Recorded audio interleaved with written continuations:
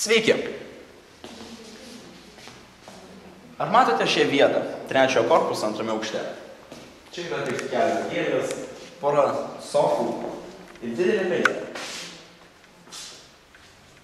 Ar nenorėtume, kad čia stovėtų PlayStation'as, čia stalo futbolas, ten ant sienos kabėtų televizorius, čia mažas knygynas?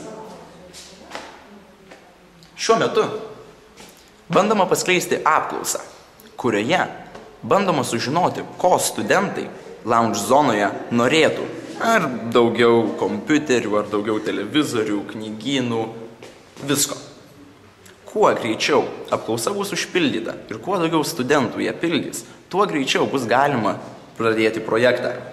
Taigi, studentai, greičiau pildykime apklausą ir laukime savo lounge zonos.